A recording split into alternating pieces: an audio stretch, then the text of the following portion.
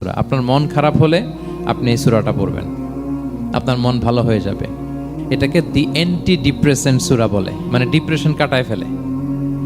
আমাদের এরকম অনেক সময় হয় না যে হতাশ, দেয়ালে পিঠ ঠেকে গেছে, কোনো বের হওয়ার রাস্তা নাই, কই যাব, কোথাও সফলতা নাই, সবাই আমাকে ভুল বুঝতেছে, এরকম মাঝে মাঝে হয় না? আমাদের সবার লাইফে আপস অ্যান্ড ডাউনস আছে। আপনি যখন ভারাক্রান্ত হবেন, কষ্টে থাকবেন, এই সূরাটা পড়বেন, দেখবেন যে আপনার ডিপ্রেশন দূর হয়ে গেছে।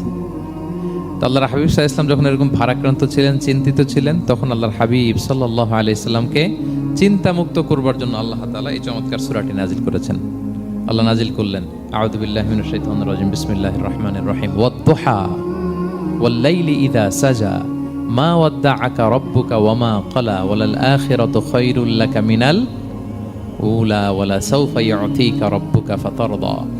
নবীর কথা শুনলে মানুষ বুকে আশা ফিরে পায়। আমার নবী কাউকে হতাশ করেন না। হতাশা বিশ্বনবীর ডিকশনারিতে নাই। আপনি প্রিয় নবীর মুখনিসৃত বাণীগুলো পড়েন, কথামালাগুলো শোনেন, দেখবেন আশা পাবেন, বুকে আশা পাবেন, ভালোবাসা পাবেন। কারণ তিনি এমন সত্তা, এমন